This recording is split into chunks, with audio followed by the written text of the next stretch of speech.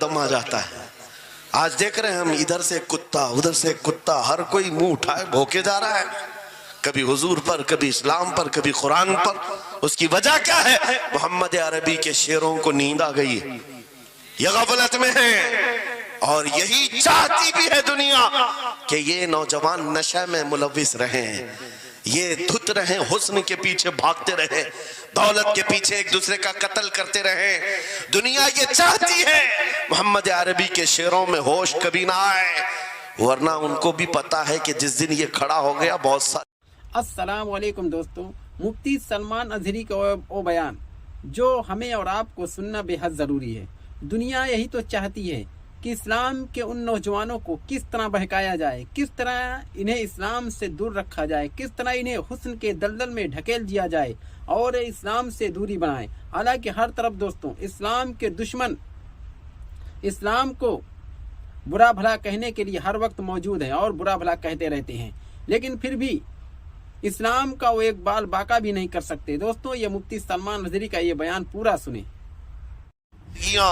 जवानी की जिंदगियां बड़ी अजीज होती, हर आदमी जवानी में ऐश करता है, मगर मदीने के उन जवानों को हमने देखा है, आज शादी हुई, आज दुल्हन को घर लाया है, दूल्हा अपनी दुल्हन के साथ सुहाग रात में मसरूफ है, लेकिन जंग का बिगल बज गया, बाहर मदीने में आवाज आने लगी, रसूल पाक सल्लल्लाहु तआला अलैहि वसल्लम उहद के मैदान की तरफ निकल पड़े हैं। ये आज का दूल्हा अपनी दुल्हन को बिस्तर पर छोड़कर निकल पड़ता है और जाकर रसूल पाक सल्लल्लाहु अलैहि वसल्लम की जमात में शरीक हुआ।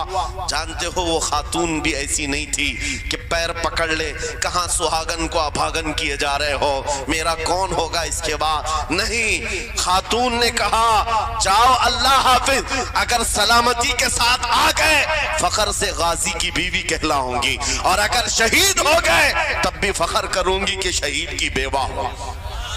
बातों के अंदर दम आ जाता है।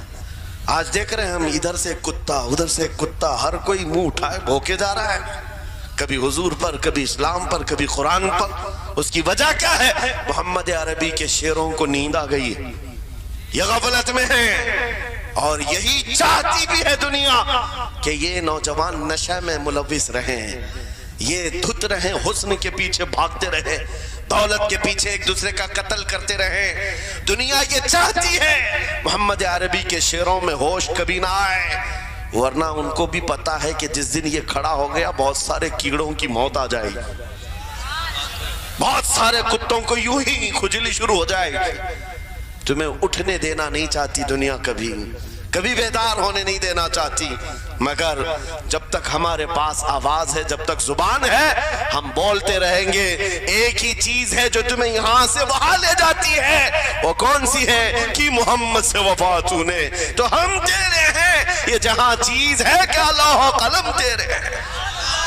नारे तकबीर, नारे रिसालत, मुनाजिर अहले सुन्नत अल्लामा सलमान रजा साहिब क़िबला। मेरे अजीजों, एक बात याद रख करके चलो, दुनिया आज कहती है इनके पास कुछ नहीं है, तुम्हारे पास कुछ नहीं है, सही कहती, अखबार में यही छपा, रिपोर्टों में यही छपा, सुप्रीम कोर्ट के रिटायर्ड जजों ने मिलकर के टीम बनाई और हमारा सर्वे किया हिंदुस्तान भर का, कहा कि ये बैकवर्ड है, इनके पास एजुकेशन नहीं रह गया, डिपार्टमेंट में इनकी नुमाइंदगी नहीं है, ये पढ़े लिखे नहीं है, माल में भी कम है, नौकरियों में भी कम है, सब रिपोर्टें इनके पास हैं। फिर मैं कहता हूं ये मीडिया के कुत्ते 24 घंटे हम पर भौंकते क्यों हैं?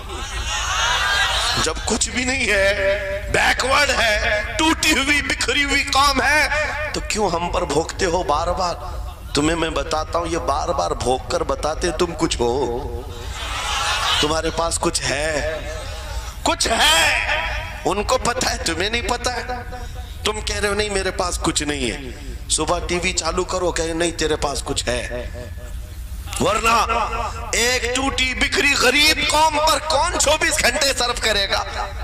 हमें पता है, सारे इलेक्शन भी हमारे नाम से लड़े जाते हैं। हाँ, तुम्हारे मजमे उस वक्त तक गर्म नहीं होते जब तक हमारा नाम ना ले लो। हाँ, दूसरों को डराने के लिए हमारा नाम चाहिए, और कई मीडिया, दज्जाली मीडिया के चैनल चलते हैं, उनकी दुकान हमारे नाम से। یہ ساری باتیں آپ کو صرف اس لیے بتاتا ہوں، وہ بھونک بھونک کر بتا رہے ہیں کہ تمہارے پاس کچھ ہے، کچھ ہے۔ وہ کیا ہے؟ کچھ بات تو ہے کہ مٹتی نہیں ہستی ہماری۔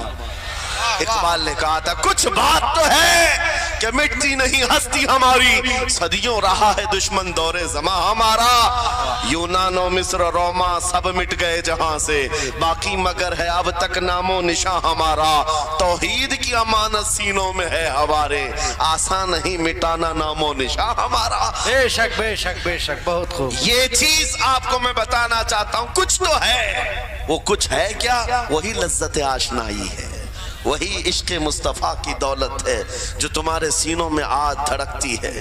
آج ان کا نام لیتے ہی تمہارے چہرے کھل جاتے ہیں، اس نبی پاک کا نام آتے ہی ہم اختلافات بھول جاتے ہیں اور کھڑے ہو جاتے ہیں۔ میں نے بارہا ایک بات کہی ہے، ایک صاحب نے مجھے ٹونٹ مار کر کہا تھا کہ تمہاری قوم 500 کے لیے پارٹیاں بدل دیتی ہے، ادھر جاتی ادھر جاتی ہے، کبھی 100 روپے اس نیتا سے لے لیا، کبھی 500 اس نیتا سے لے لیا، ادھر ادھر جاتی رہتی ہے۔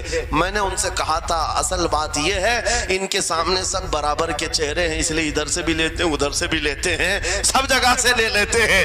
اگر آپ کو دیکھنا ہے 10 کروڑ لے کر کے آؤ، ہمارے کسی جوان کو بلاؤ اور سامنے نیتاؤں کو مت رکھنا، ایک طرف تمہارے پیسے اور ایک طرف گنبد خضرا کو دکھانا، اور پھر پوچھنا یہ لیتا ہے یا وہ لیتا ہے۔ آج ایک غریب جوان کے بارے میں بھی میرا یقین یہ ہے تیرے 10 کروڑ کی دولت کو ٹھوکر مارے گا اور پھر کہے گا اپنا سب کچھ گنبد خضرا کل بھی تھا اور میرے نبی سے میرا رشتہ کل بھی تھا اور آج بھی ہے، آج بھی ہے۔ یا رسول اللہ۔ میرے عزیزوں، دیوانوں کے لیے کوئی وقت نہیں ہوتا۔ میں نے ایک بار محسوس کیا تھا، مدھیہ پردیش میں ایک جلسہ تھا اور ان کا بہت زیادہ اصرار تھا کہ سنڈے کو ہی آپ تاریخ دیجیے۔ تاریخ مل گئی اور اتفاق ایسا کہ مجھے سفر کرنے کی اجازت ہی نہیں ملی، مجھے فلائٹ میں جانے ہی نہیں دیا گیا۔ جلسہ بہت بڑا سجا تھا، ہم نے ان سے کہا کہ آج نہیں آ سکتے، کل آئیں گے۔ ان لوگوں نے تھوڑا سا نروس پن دکھایا، لیکن میں نے کہا اللہ اور اس کے رسول پر بھروسہ رکھو، بات ہماری نہیں ہے، حضور پاک کی ہے، وہ خود ہی جمع کریں گے۔ سبحان اللہ۔ دوسرے دن پیر کا دن تھا، وہ کہہ رہے معمول کے خلاف ہو جائے گا، سنڈے کو لوگوں کی چھٹیاں ہوتی ہیں اور سب جمع ہوتے ہیں، لیکن پیر کے دن جب ہم وہاں پہنچے تو اتنا بڑا جم غفیر تھا کہ صرف وہ ہمیں لینے کے لیے آئے تھے 800 گاڑیاں لے کر کے، اور جب میدان بھرا ہوا دیکھا تب میں نے ایک بات عرض کیا تھا کہ سنیوں کے ہاں کوئی سنڈے نہیں ہوتا ہے۔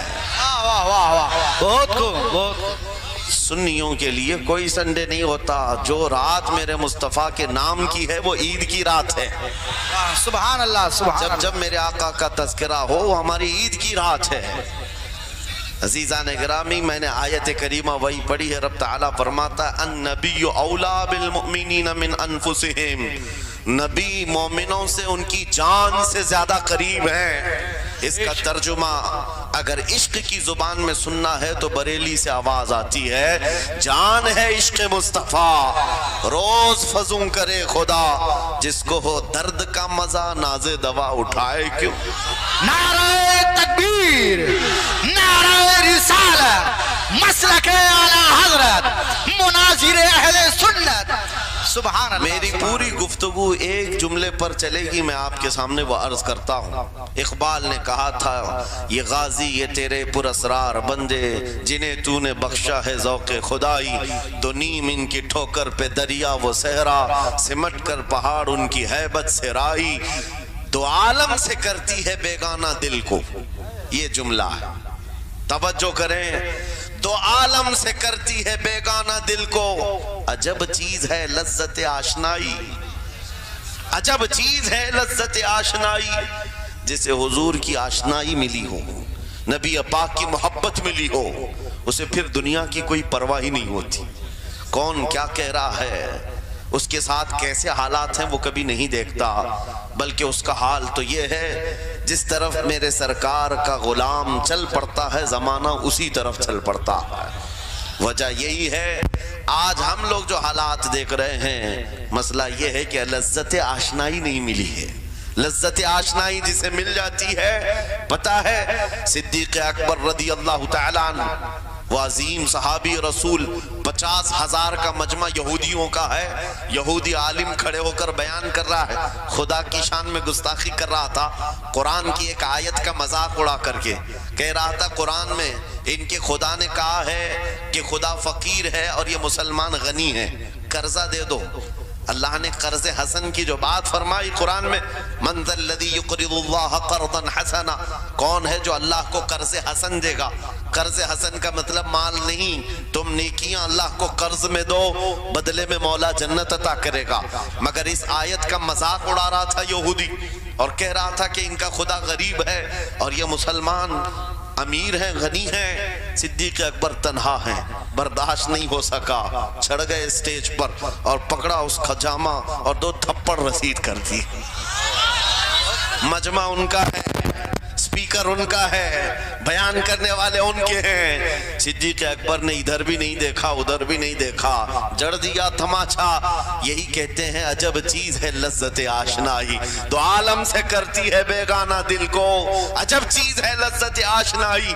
اب ہونا کیا تھا، پکڑو دھکڑو مارو توڑو، لیکن صدیق اکبر کو اس کی پرواہ نہیں تھی۔ جو تماچا لگانا تھا وہ پڑ گیا ہے، جس کو جواب دینا تھا جواب دے دیا ہے۔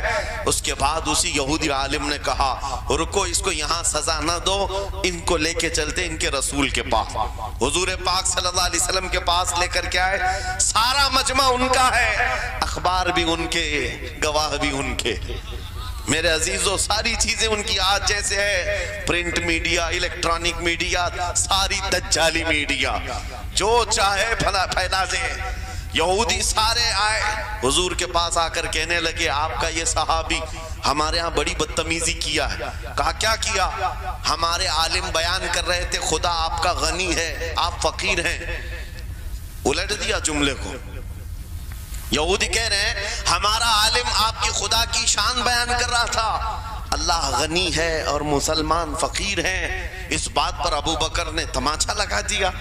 حضور پاک نے پوچھا ہے ابو بکر کیا اس بات پر تم نے تماچا لگایا؟ آپ نے کہا نہیں یا رسول اللہ، یہ جھوٹ بول رہے ہیں، اس وقت یہ گستاخی کر رہے تھے اور کہہ رہے تھے کہ خدا غریب ہے، ان کا فقیر ہے اور مسلمان غنی ہے، خدا قرضہ مانگتا ہے۔ حضور نے فرمایا تمہارے پاس کوئی گواہ ہے؟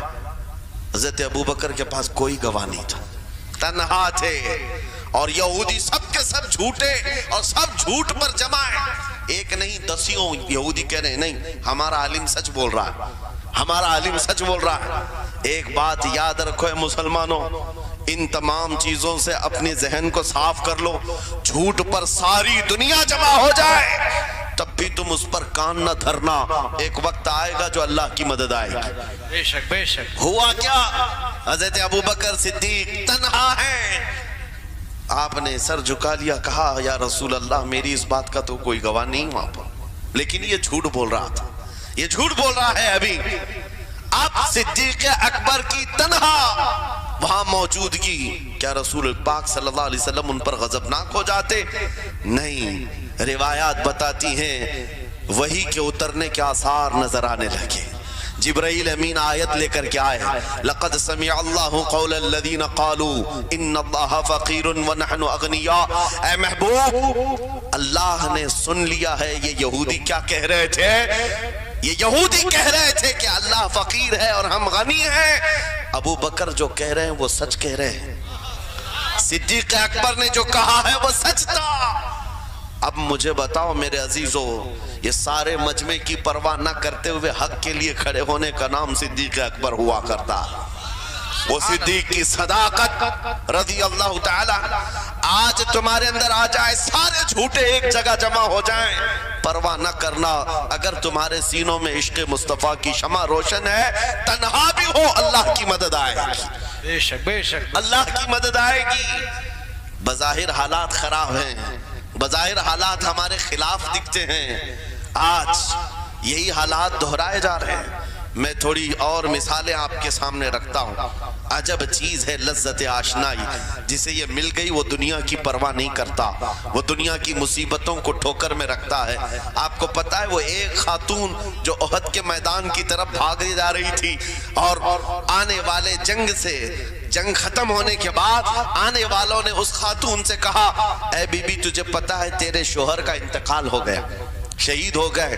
اس نے انا للہ پڑھا اور آگے بڑھنے لگی. پھر کسی نے کہا تمہارے بیٹے بھی شہید ہو گئے. اس خاتون نے انا للہ پڑھا اور پھر آگے بڑھنے لگی. پھر کسی نے کہا تمہارا بھائی بھی شہید ہو گیا. ایک عورت کے لیے یہ رشتے بڑے اہم ہوتے ہیں، بیٹا ہو، بھائی ہو، شوہر ہو. اور عورتوں میں صبر کم دیکھنے کو ملتا ہے. جب کسی کے گھر میں میت ہوتی ہے سب سے زیادہ چیخ و پکار عورتوں کی ہوتی ہے، نوحہ کرنا، ماتم کرنا عورتوں کے اندر آتا ہے. لیکن رسول پاک صلی اللہ تعالیٰ علیہ وسلم کی محبت جس خاتون کے دل میں ہو اسے عام عورتوں سے کمپیر نہ کرو. ایک ہی تنہا عورت ہے، باپ بھی شہید، بیٹا بھی شہید، بھائی بھی شہید، شوہر بھی شہید. چار موتوں کی خبریں جب ان کو دی گئی، اس خاتون نے کہا اے آنے والوں، سارے میرے رشتہ داروں کے موت کی خبریں سنا رہے ہو، ذرا یہ تو بتاؤ آمنہ کے لال سلامت ہے یا نہیں؟ آمنہ کے لال سلامت ہیں یا نہیں؟ آنے والے نے کہا اللہ کے رسول سلامت ہیں. اس خاتون نے کہا مجھے دکھا تو دو، ارونی، مجھے دکھاؤ کہاں ہے. لے جا کر قریب کیا گیا. حضور پاک صلی اللہ علیہ وسلم کے جلوہ جہاں آرا کو دیکھا، آنچل پھیلاتی ہے اور کہتی ہے یا رسول اللہ، یا رسول اللہ، کل مصیبت بعدک جلل. اے اللہ کے رسول، اگر آپ سلامت ہیں ہر مصیبت چھوٹی ہے، واہ واہ، ہر مصیبت چھوٹی ہے. ان کا ہی یہ نعرہ تھا، ہر ستم ہر مصیبت گوارا ہے. یا رسول اللہ ایک بار کہہ دو کہ تو ہمارا ہے. سبحان اللہ. نعرہ تکبیر، نعرہ رسالت، مسلک اعلیٰ حضرت، عجب چیز اعلیٰ ہے، حضرت. عجب چیز ہے لذت آشنائی، عجب چیز ہے لذت آشنائی. جس کو یہ لذت ملتی ہے محبت مصطفیٰ کی، پھر وہ مصیبتیں گنتا نہیں ہے، وہ اپنے اوپر آنے والی آفتوں کو گنتا نہیں ہے. اس کے لیے دنیا ہیچ ہے. عزیزان گرامی وقار، آپ کو پتہ ہے وہ صحابہ اکرام رضوان اللہ تعالیٰ علیہ مجمعین جن کی زندگیاں، جوانی کی زندگیاں بڑی عزیز ہوتی. ہر آدمی جوانی میں عیش کرتا ہے، مگر مدینے کے ان جوانوں کو ہم نے دیکھا ہے آج شادی ہوئی، آج دلہن کو گھر لایا ہے، دلہا اپنی دلہن کے ساتھ سہاگ رات میں مصروف ہے. لیکن جنگ کا بگل بج گیا، باہر مدینے میں آواز آنے لگی، رسول پاک صلی اللہ تعالیٰ علیہ وسلم احد کے میدان کی طرف نکل پڑے ہیں. یہ آج کا دولہا اپنی دلہن کو بستر پر چھوڑ کر نکل پڑتا ہے اور جا کر رسول پاک صلی اللہ علیہ وسلم کی جماعت میں شریک ہوا. جانتے ہو وہ خاتون بھی ایسی نہیں تھی کہ پیر پکڑ لے، کہاں سہاگن کو ابھاگن کیے جا رہے ہو، میرا کون ہوگا اس کے بعد. نہیں، خاتون نے کہا جاؤ اللہ حافظ، اگر سلامتی کے ساتھ آ گئے فخر سے غازی کی بیوی کہلاؤں گی، اور اگر شہید ہو گئے تب بھی فخر کروں گی کہ شہید کی بیوہ ہو. رسول پاک کے معاشرے کے ان مثالوں کو تمہارے سامنے رکھ رہا ہوں جنہوں نے لذت آشنائی پالی تھی، حضور کی محبت کا مزہ لے لیا تھا. وہ صحابی رسول جوان دولہا میدان جنگ میں شریک ہو گیا، لیکن گھمسان کی جنگ میں شہید بھی ہو گیا. ایک رات کا دولہا شہید ہوا ہے جس کو اللہ کے فرشتوں نے غسل دیا تھا، حضرت حنظلہ غسیل الملائکہ. اور آپ کو پتہ ہے ایک نوجوان جو کالے رنگ کے تھے، حضرت عبداللہ اسود ان کو کہا جاتا ہے، حضور کے پاس آئے، کہا شادی کرنا ہے، شادی کرنا ہے، عمر ہو گئی ہے. حضور پاک صلی اللہ تعالیٰ علیہ وسلم نے فرمایا کچھ ہے مہر دینے کے لیے، کچھ پیمال ہے؟ کہا کچھ ہے نہیں. کہا مہر کے لیے پیسے لے آؤ، شادی کرا دی جائے. اور اس کے بعد انہوں نے ادھر ادھر کیا، پھر حضور نے ہی ان کے لیے مال جمع کرنے کا انتظام کیا حضرت عثمان غنی کے ذریعے سے.